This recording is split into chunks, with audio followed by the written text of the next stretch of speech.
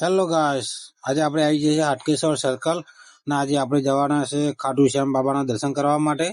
મિત્રો, આ છે હાટકેશ્વર સર્કલની બાજુમાં જ આપણે ખાટુ શ્યામ મંદિર આવેલું છે, તો તમને પણ દર્શન કરાવીએ। આ મંદિરે જ્યોત જે આપણા રાજસ્થાનમાં ખાટુ શ્યામમાં જે જ્યોત છે એ જ જ્યોત આપણે અહીંયા લાવવામાં આવી છે, તો તમને પણ ચલો દર્શન કરાવીએ।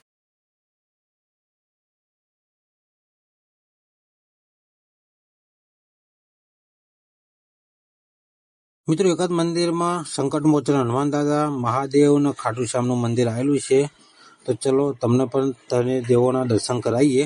મંદિરમાં પહેતા પહેલા જ આપણે મહાદેવનું મંદિર છે ડાબી બાજુ।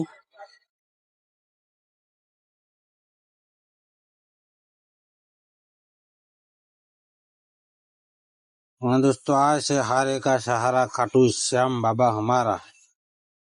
મિત્રો, તમે પણ દર્શન કરી લો ખાટુ શ્યામ બાબાના। દોસ્તો, આ એ જ ખાટુ શ્યામ બાબા છે કે સ્વયં કૃષ્ણ ભગવાને વરદાન આપેલું છે કે વિધાતાએ મનુષ્યના ભાગ્યમાં દુઃખ લખ્યું છે, દુઃખ જ ભોગવી શકે છે, પણ જો ખાટુ શ્યામ બાબાના મંદિરે આવીને મસ્તક નમાવશે તો એના વિધાતાના લેખ પણ બદલી શકે છે ખાટુ શ્યામ બાબા।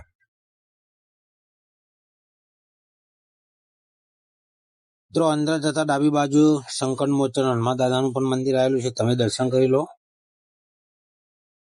દોસ્તો, બીજી વાત એ કે આપણા ગુજરાતીઓ ખાટુ શ્યામ બાબાને બરિયાદેવ મહારાજ પણ કહેવામાં આવે છે, કારણ કે આપણા ગુજરાતી લોકો બરિયાદેવ મહારાજ તરીકે પણ પૂજે છે અને રાજસ્થાનમાં ખાટુ શ્યામ બાબા તરીકે પૂજાય છે।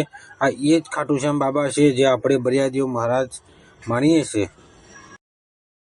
તો મિત્રો, તમારે પણ જો ખાટુ શ્યામ બાબાના દર્શન કરવા હોય તો આવી જાઓ હાટકેશ્વર સર્કલની બાજુમાં ડાબી બાજુ મંદિર આવેલું છે।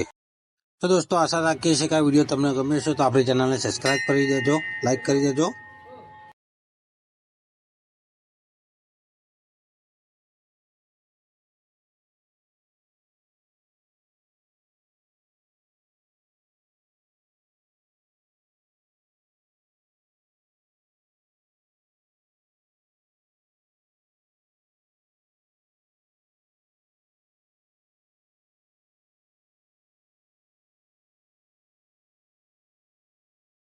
તો ફાઇનલી દોસ્તો, આપણે ખાટુ શ્યામ બાબાના દર્શન કરાવી દીધા છે, લાઈવ પણ દર્શન કરાયા।